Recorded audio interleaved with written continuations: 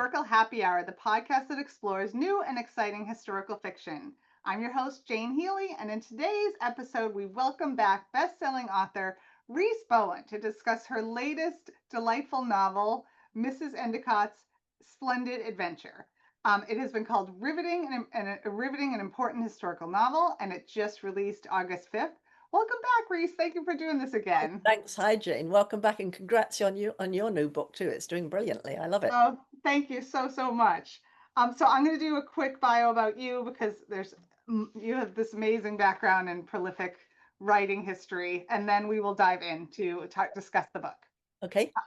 Rhys Bowen is the New York Times bestselling author of more than 60 novels, including The Rose Arbor, The Paris Assignment, Where the Sky Begins, The Venice Sketchbook, and In Fairly Field, the winner of the Lefty Award for Best Historical Mystery Novel and the Agatha Award for Best Historical Novel.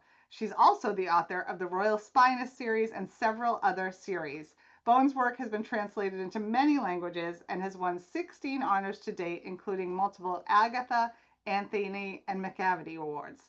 A transplanted Brit, Bowen divides her time between California and Arizona. Again, welcome. Thank you. Thank you so much. I'm glad to be here. Thank you. And so, okay, let's dive in. Talk about how you came up with the premise of this beautiful novel and why you decided to write it. Oh, thanks. Well, it was a double fold thing. I tell you, the first thing that happened was we were on a lake in Italy and I saw this abandoned villa. And it had been beautiful once, but now there was ivy all over it. The shutters were hanging off.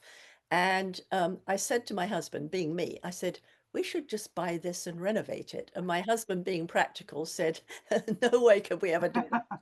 But it stayed with me. And, I kept thinking, who would walk away from something so lovely? And so finally I got to put it into a book and I've got my character to renovate it. So that was one of the driving forces. The other, I think, was I've been very conscious as I get older about invisible women. When you're young and sexy, everybody notices you. And suddenly you get to an age when nobody notices you anymore. And you're taken for granted. And look at Miss Marple. She is the best sleuth ever because no one notices her. She sits there in a corner, does her knitting, and everybody talks in front of her and she hears everything. And so I wanted to write about a woman who's been underappreciated all her life. She's lived someone else's life. So, and then her companions also are women who've been unappreciated and just gone through life being taken for granted. So I wanted to give them all their dream lives, I think is what I wanted to do. Yeah, I love that. I loved this little like merry band of travelers. So Yeah. the story begins right before World War II, and Ellie Endicott is kind of just her husband up and leaves her for a younger model and a young woman. And Yeah. so she has this, which is a very considered crazy idea at the time, to just move to the south of France because she went there when she was young. And then she pulls along some friends with her. It is such a beautiful setting. We were just talking about our love for the south of France Yeah. and Villefranche-sur-Mer. We've both been Yeah. there. Mhm. Talk about why you chose to have it, set it in the south of France, what research you had to do. I'm sure it was very excruciating if you had to go back. I suffered for my craft, yeah. Yeah. Yeah, so talk about your research. Yeah, I mean, I knew I wanted her to go somewhere lovely on the Mediterranean or somewhere unspoiled on the Mediterranean and just blossom into the person she was supposed to be.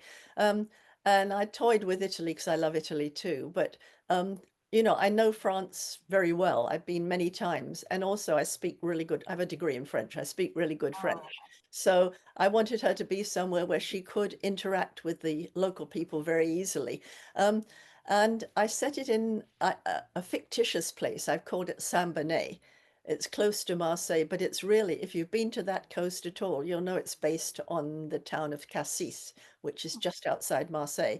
And now it's quite fashionable, etc. But I'm sure before World War II, it really was a little fishing village with those beautiful little colored fishing boats bobbing up and down, and just a little bistro. And of course, it's got this wonderful setting with these huge high sandstone cliffs on either side. So it really is its own little world. And that's what I wanted for her, to be somewhere, not where like the train goes past and people go and shop in the big shops, but somewhere where she's completely enclosed in a new world.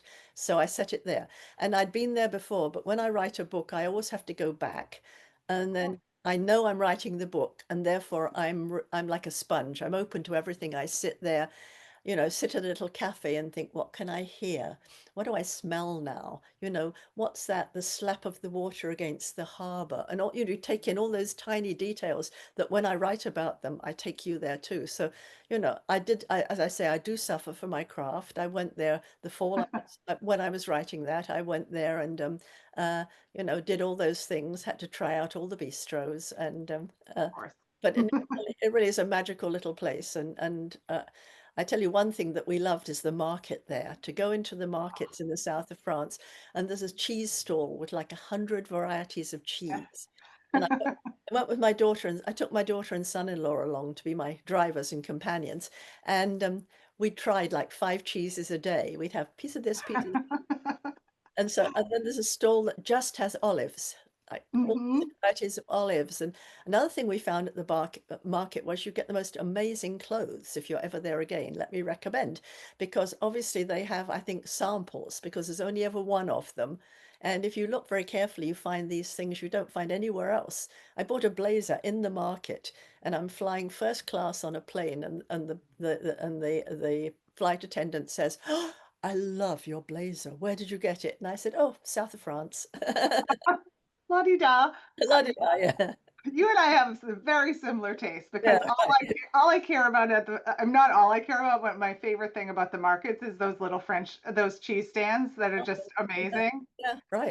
And the fresh produce, which is like the colors and like these bursting red tomatoes and just Yeah, unbelievable. Yeah, yeah. yeah, And my daughter and I went to this is going off topic, but my daughter and I we were at one of the markets there and we went to one of those clothing stalls and we were like changing behind this little like tiny yeah, yeah, I like do. in the middle of the market Yeah, and we both got like little tops and dresses and stuff. It was so great. Yeah.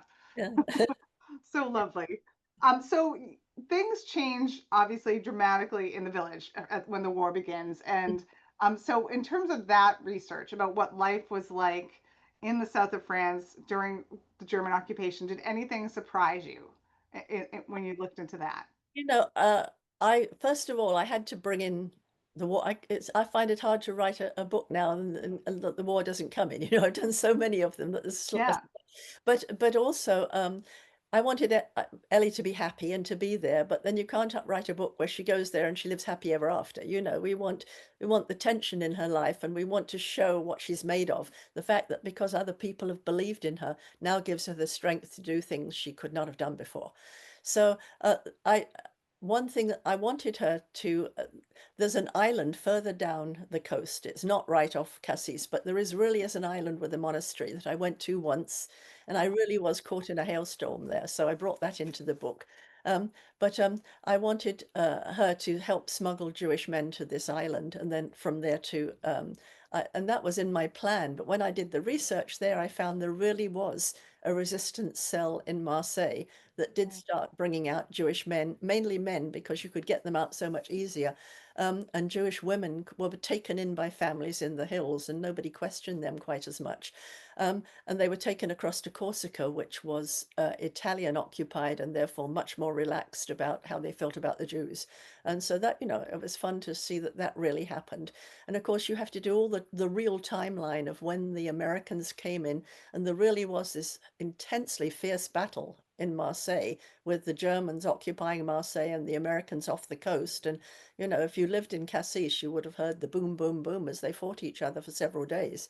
So, the thing to start with, of course, that the south of France was in the zone libre, the free zone, and therefore there were no German troops occupying for several years. Uh, Yes, that's right. Obviously, there was a puppet government in place who I'm sure did what the Germans told them, but they weren't like rounding up people and taking them away and things. And so I think life was fairly pleasant there in that, you know, you got local fresh produce, and if you're in the fishing village, they caught their fish and things. So they probably didn't have any real hardships till the Germans moved in 1943.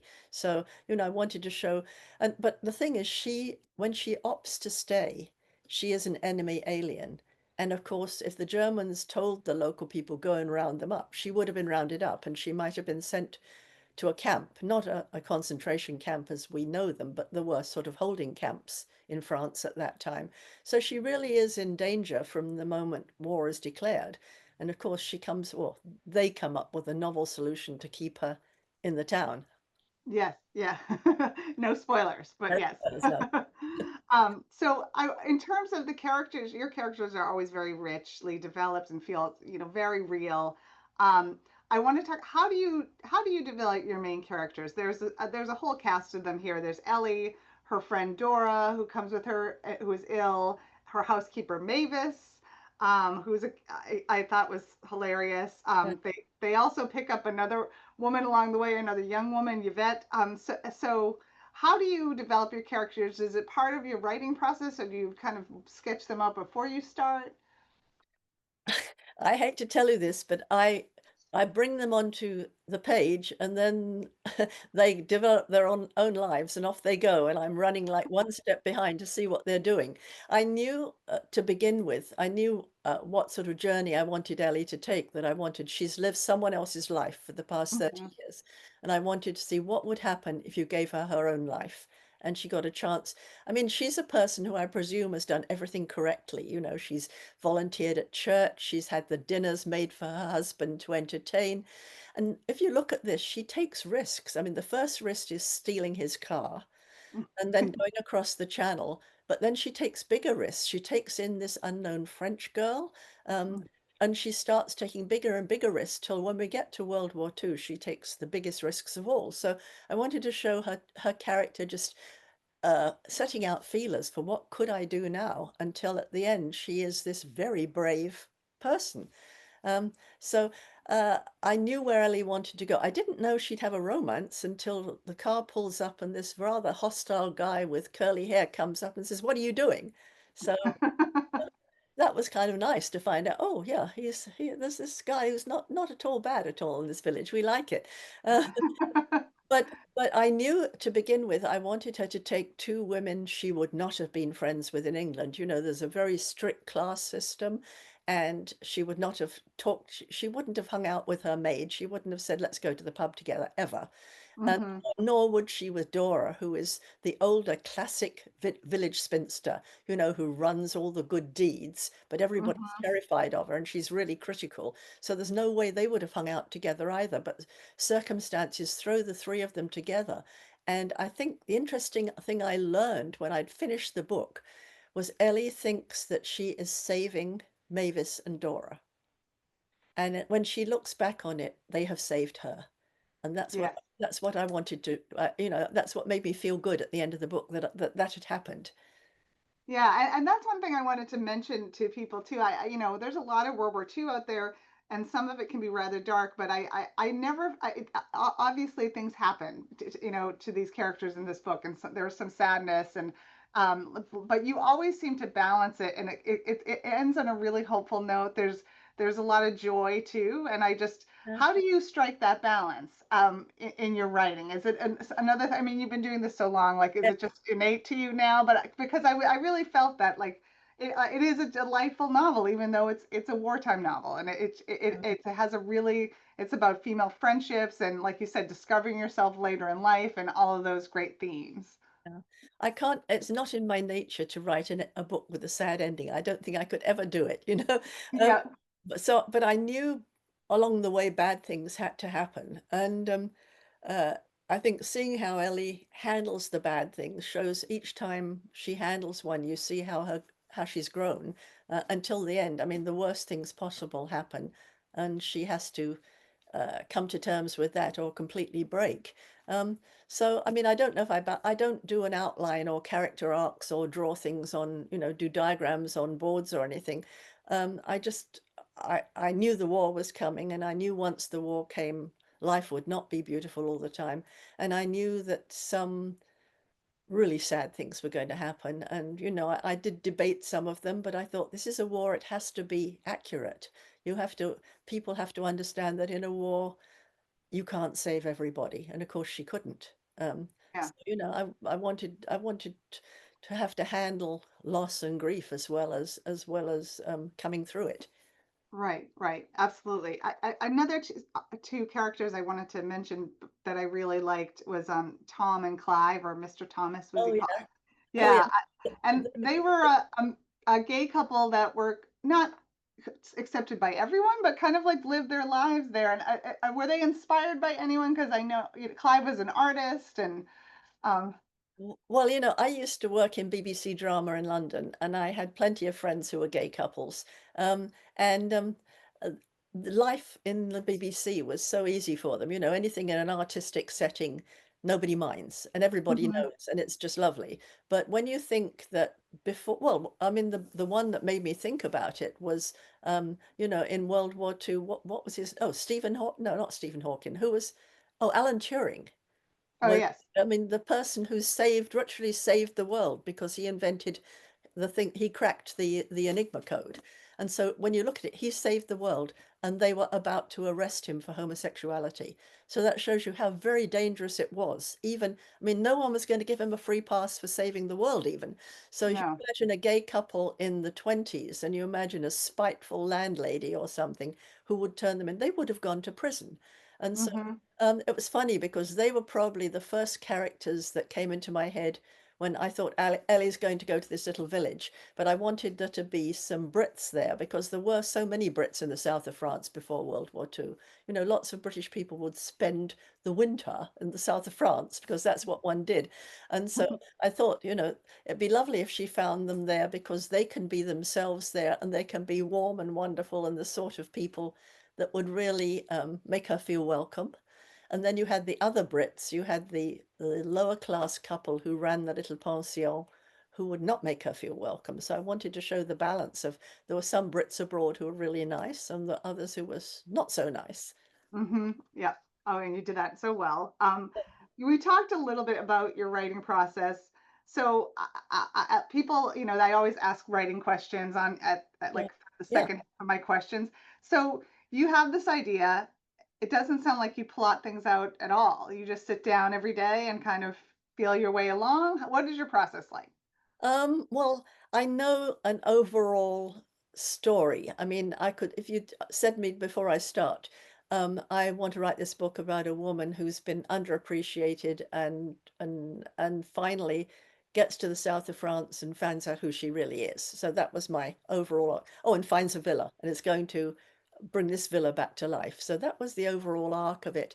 Um, and I obviously the first thing is to go to the area and get my feel for the place again, to read up on exactly the timeline of World War II in the south of France and what did happen there. And then I start writing.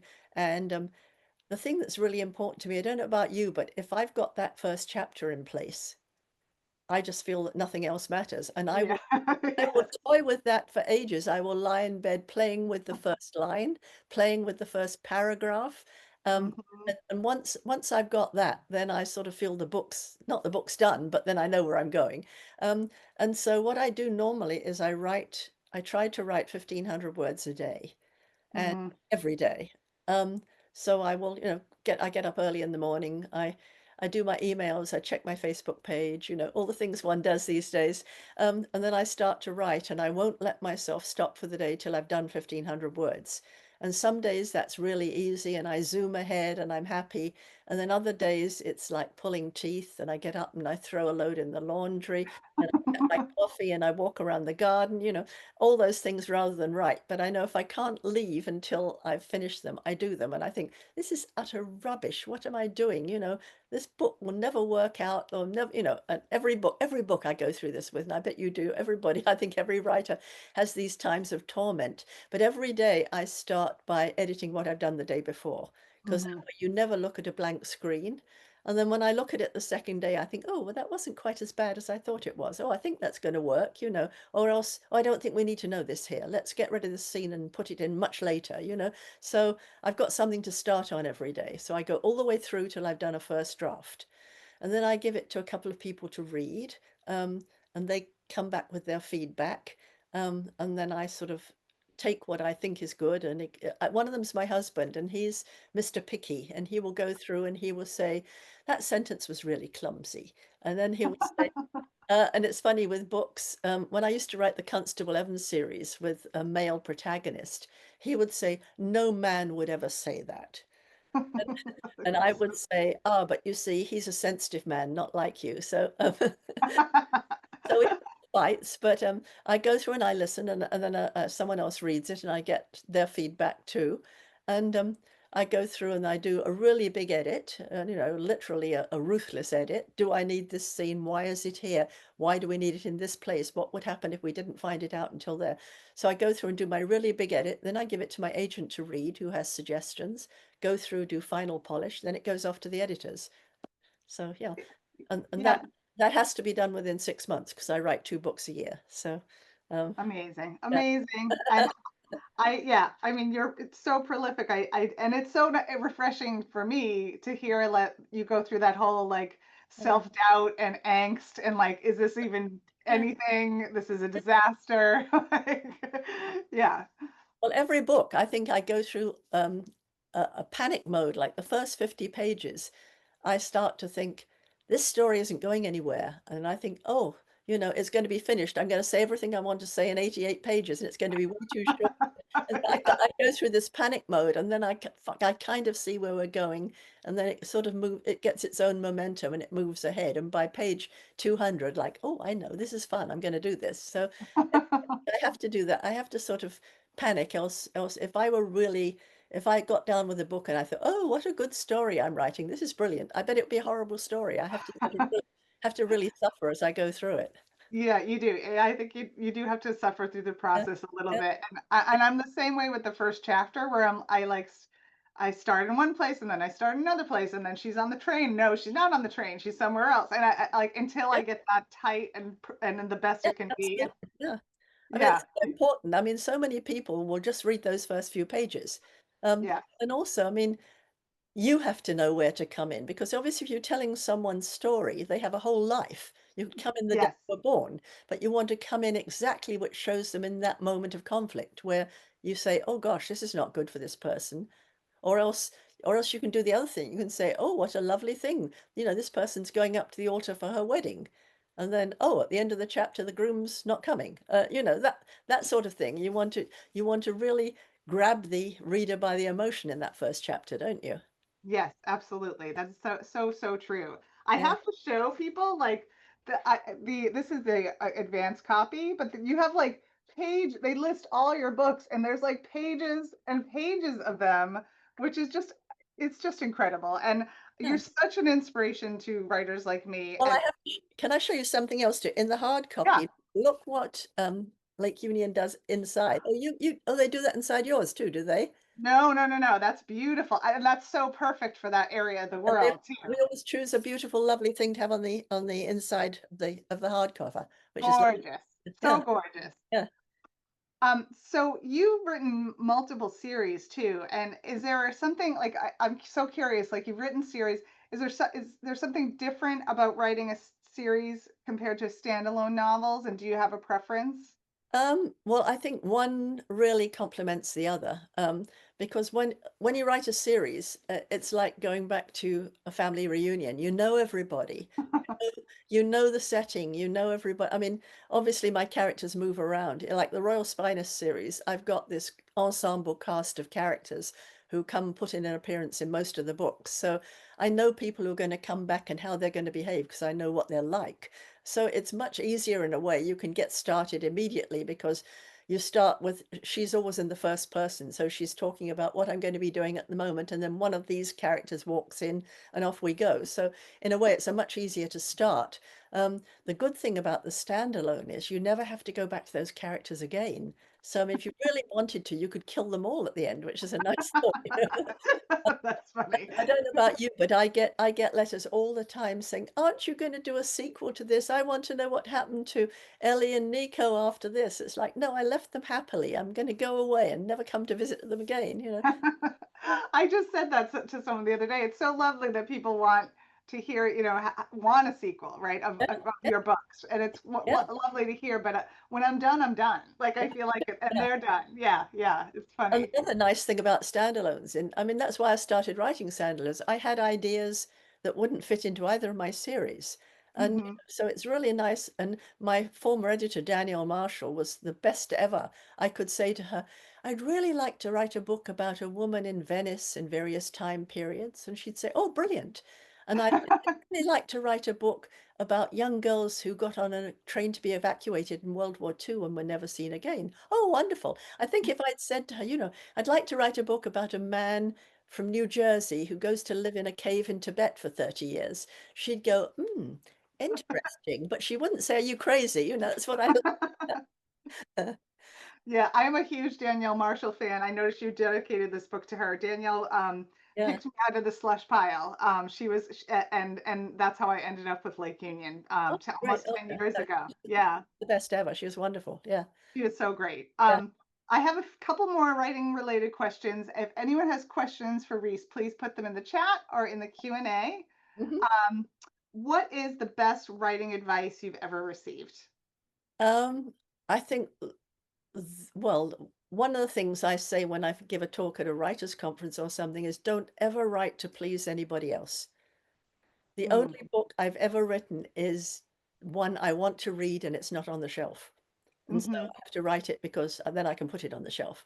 So if you're ever trying to please anybody else, if you ever think, oh, vampires are hot right now, or World War I, World War II is hot right now, by the time you've written the book and it's been through the agent and everything, you're going to find it's 3 years later and it's not hot anymore. So, and the other thing is you're going to live with these characters. For most people, live with them for a year. You have to Hmm. you have to really care about, be vested in those characters and want things to happen for them. Because if you do that, then your reader will do that. If you're just writing any old characters, then no one else will care. Yes, I completely agree. I think about that all the time. Like I Yeah, feel like readers are real so smart and they know when you're mailing it in. They know when you're not feeling passionate about it. I think yeah, that's really good advice. yeah, Yeah. yeah, And what about the publishing industry? What it's changed so much over the years, yeah. even since I started in it. What advice do you have about getting published these days? Um, well, it's really hard because you have to overcome that wall of the agents, and it's harder, really, I think, to find an agent than it is to find a publisher. The thing is, now Hmm. there is a self-publishing option. But Yes. and of course, you can put your own book up on Amazon anytime you like. The only thing against that is you then have to work your tail off to get anybody to read it, and that's not easy. And all these, it's very interesting. I don't know if this happened to you, but when this book came out, I reckon every day I've had an email from someone saying, "Mrs. Endicott was such a beautiful book. I'd like to help you put it in front of readers." And this is what I can do for you. So that all these like semi-scam people who are going to pounce on self-published books. And I wrote back and said, I'm currently number 14 on Kindle. What do you plan to do for me? Good for you. I get a lot of those too, and I'm just Yeah, like, oh no, yeah. yeah, And I agree. Like I think that I have a couple friends who have gone the self-publishing route, and but they were just really smart about it. They were smart about the marketing, they were smart about the editing and the cover, and they worked their tails off with the yeah, marketing. They work so hard. But yeah, yeah. that's a whole different. It's a path, and you can be successful at it, but it's really, really tough. Yeah, I mean there are small publishers, and some of those do a really good job sometimes, and maybe it is a Hmm. way to break in. Um, but again, you're not going to see the sort of marketing and numbers and things. I mean, that's the big problem, is it? There's now hardly any publishers. They've all gone into one huge conglomerate, and Hmm. so if one of the penguin houses turns you down, the other penguin houses are probably not going to pick you up. So it's very frustrating. I agree. The other thing is there are, dare I say it, there are too many books being published at the moment. If you look to how successful Agatha Christie was, she probably came out in a year when there were 20 books published. Hmm. Everybody Hmm. noticed this book. So trying to get noticed these days is really, really hard. Trying to get reviews, trying to get anything. even trying to get into bookstores. It's an uphill battle, and you have to work all the social media stuff. I mean, the amount of time you and I spend on Facebook page and Instagram, and this must be number 40 of the Zooms that I've done since the book came. No. And I appreciate it. I know I am, because I'm still in it with my book, and Yeah, doing, I have like 4 events in the next 3 days, and I know. yeah, Yeah, yeah. it's a lot. It's a hustle. The hustle is real. When you do 2 or 3 Zooms in a day, I've gone up and I've said to my husband, my cheeks hurt. Because you cannot look like this. You have to smile the whole time. You have to look interested. What an Yeah. interesting question, and at the end of the day, your cheeks hurt. It's so true. I know. And I did like, I had like a bunch in a row last week, and I came home and I'm like, I'm just not going to talk to anyone all weekend long. Nobody. Yeah, quite agree. Yeah, don't talk to me. Yeah. It's something you have to. I mean, the good thing about the upside of a Zoom is if I go to a bookstore and there are 100 people there, I'm thrilled. You do some of these, I did an online one for Barbara Peters, and you have 2,000 people there. So, you're Amazing. really expanding your reach by doing those things. So they're great. They are great. They are. Um, and you have so many fans. And so on that note, how can we just keep in touch with you, and talk a little bit about your next book that's coming out? Because it Uh, sounds so cool.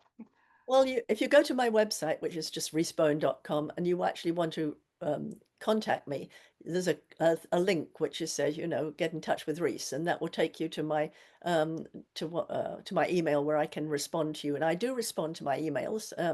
I don't, I have an assistant, but I like to respond to any questions or comments that I have. I like to respond myself.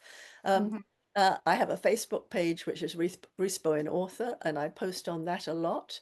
I'm part of a group blog called Jungle Red Writers, and I really recommend you go and see us because all of us bring a different aspect of writing and publishing, and we have lots of fun chats, some of them really mundane about why I hate ironing, and other of them really, really sort of intense. So you always get something interesting from us. And I'm on Instagram, which I confess I don't do much with, but I guess it's necessary. So I'm there in social media, and I do work hard at it. And my next book, I've just actually got the edits back. I was holding my breath because with every book, doesn't matter how many books you've written, until you get something back from your editor saying I liked this, you hold your breath, and you're terrified you're going to get an edit back that said, yes, this was quite nice, but could we rewrite the whole second half, and or could we make that you've made the main character a young woman? Could we make her a 75-year-old man? And so I'm really glad when they love the book and the edits are really just a polish rather than a rewrite, and that makes me feel very good. And it's at the moment the title is From Sea to Sky. That probably won't stick because, as you know, marketing comes in and sort of says, "Can we call it this instead?" And then I say no on over my dead body, and then we go back and forward for like a month, and then finally we get something we agree on. So. Yeah. Um, but it's about a very famous author, think Agatha Christie famous, who has written a whole lot of books and cannot finish her last one because she has dementia. Um, and so a young writer is hired to finish it for her. And it takes place on the island of Skye. And this young writer is sent to this island to get the feel of the place that she's writing about. And while she's there, she starts finding out things that make her think it was a real crime. And worse than that, it makes her think that somehow the writer was involved in it, which is impossible because the other writer is Australian. So you have definitely a crime within a crime. You get the whole of the book that she's written so far. So you've got a book Oh, very a cool. book within a book. So it was interesting and challenging to write because the other book is in another writer's style, which is not her usual style. It's the style of someone who might be getting dementia. So that was a challenge Uh, to write that too. yeah, absolutely. So amazing. And when is that coming out, do you That expect? will come out next July. Amazing. Amazing. And then, We have yeah, Oh, my go ahead. my series, my next Royal Spinus book comes out in November, and that is called From Cradle to Grave. Uh, That's up to, I think that's book 19 in the series, so she's going Amazing. quite well.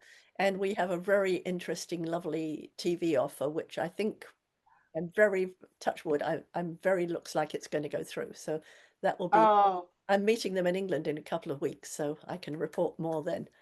oh, I can't wait to hear about that. That's amazing. We have a couple of questions. I don't want to take up too much more of your time, but I want to tell you that you have so many fans from all over the world, really, all over the country and all over the world. Tel Aviv, Cape Elizabeth, Maine, and Texas, Pennsylvania. So Christine Mott, who's always on. Hello, Christine. Do you? She asks, do you always know the ending of your books? Um, Sort of. I mean, I know I want them to end, if not happily, then in a satisfying manner. Um, but I don't always know the details of the ending. I wasn't sure with this Mrs. Endicott whether that nice twist was going to come at the end or not. Um, but I don't, with the mystery novels, I don't always know who done it. I pretty much always know, but sometimes I've been surprised. Sometimes I find at the last minute, oh, yeah, I thought it was you, but it wasn't, was it? You know, and they go, ha ha ha, it was. That's so funny. You know, I think being open in my books, I think being open to what your characters are going to do, I find is makes a much better story. You know, so, I don't know about you, I start a dialogue sometime, and then one of the characters will say something I'd never thought they were going to say. And you look at the screen and you go, what? And you think, okay, well, I didn't realize that. So, you know, I like to be open like that. Yeah, yeah, I agree. I think you have to to get into that flow. Oh, Melissa Gluck asked, last question. How in the world do you come up with so many fabulous plots for the Royal Spinus series? Did you just, is the Royal Spinus, is this number 19? Did you Yeah, say that? Right? yeah, yeah. Amazing. It's funny because uh, at the beginning, I knew I wanted all the plots to be connected with royalty because obviously she's related to the royal family, and the humor and the fun and the mysteries have to do with what might happen if you were related to the royal family. But then I've taken her places. I've taken her to the south of France. I've taken her to Paris. I took her to Kenya once, you know, and then each time I write a book, I think, God, what? When they say we'd like a new contract now for 2 more books, I think, what on earth's going to happen next? You know, and then suddenly one day I think, oh well, of course, obviously that's, you know, like the one before finished, and it finishes with an invitation to the coronation. And so when I'm thinking, what's going to happen next? I think, well, dummy, the coronation's going to happen next. We can't ignore that. And something bad might want to happen at the coronation. So there we are, we've got a story. So um uh so Excellent. it's funny, I can't think of it ahead of time. Sometimes I think, what am I going to do next? What? And then if I worry about it, you know, I can't, and then suddenly one day I think, well, that's obvious. That's exactly what's going to happen next. And so, you know, you can't, yeah, you can't force it. It's just got to come one day. You lie in bed and you think, ah, of course she'd do that, wouldn't she? And Yes, yeah. Or in the shower or on a yeah, drive or a yeah, walk. Yeah, yeah. yeah. So true. Yeah. Reese, this is delightful. Congratulations on your latest bestseller.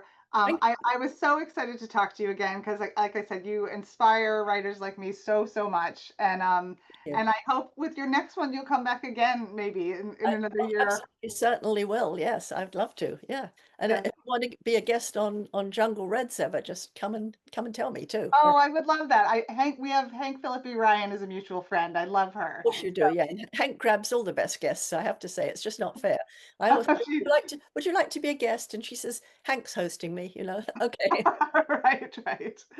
Have a wonderful night. That's a wrap on Historical Happy Hour. I will be back with more announcements about new guests in the fall and about new events coming up for Women of Arlington Hall. So thank you everyone for coming, and thank you again, Reese. Have a Oh, wonderful thank you night. so much, Jane. See you soon. Bye.